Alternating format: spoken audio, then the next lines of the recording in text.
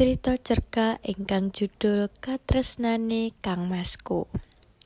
Angin esuk sumilir alon-alon, nggawa ambune kembang melati sing lagi mekar ing pekarangan. Ing sawijining omah cilik ing desane, Rini lagi asik nyirami tanduran-tandurane. Rini iku bocah wadon sing pinter lan grapyak, nanging uripe ora sempurna. Wiwit cilik, dheweke wis kelangan wong tuwa loro. Untunge, Rini duwe kangmas lanang sing banget disayangi, yaiku Mas Raka. Mas Raka minangka gantine bapak lan ibu kanggo Rini. Dheweke tansah jaga lan tresnani Rini kanthi tulus. Sawijining dina, Mas Raka lagi resik-resik omah sinambi nembang lagu-lagu lawas. Rini nyawang kakange karo mesem rasa seneng lan tentrem ana ing atine. Sawijining dina, Rini didhawuhi melu lomba cerdas cermat tingkat kabupaten dening gurune. Rini seneng banget, nanging ing sisi liya dheweke sedih. Rini kepengin duwe sepatu anyar kanggo lomba. Nanging dheweke ngerti yen Mas Raka ora duwe duit luwih kanggo tuku. Mas Raka kerja mung dadi buruh bangunan sing asile mung cukup kanggo nyukupi kebutuhane sedina-dina. Rini mung meneng wae, senajan ing atine dheweke ngarep-arep banget. Nanging Mas Raka ngerti yen Rini nyimpen kapinginan.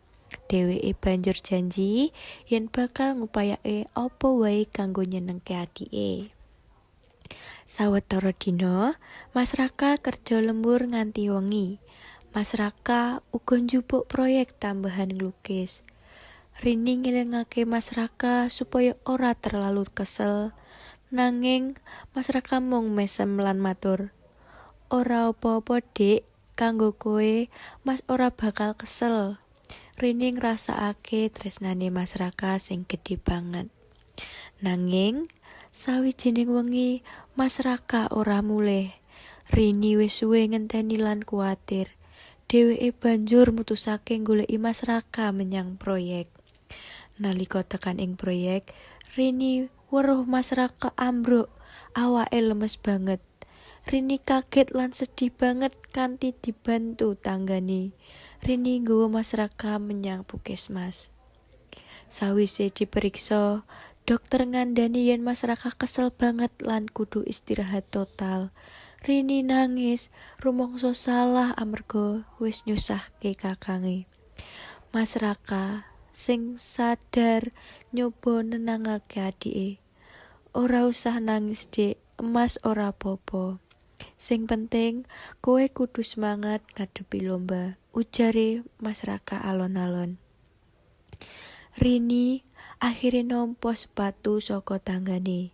Pranyata Mas Raka wis nyeritake babagan kepingan Rini marang tanggane, lan tanggane kanthi sukarela menehi sepatu anyar kanggo Rini. Rini nangis rumangsa trenyuh dening kebaikan Mas Raka lan tanggane.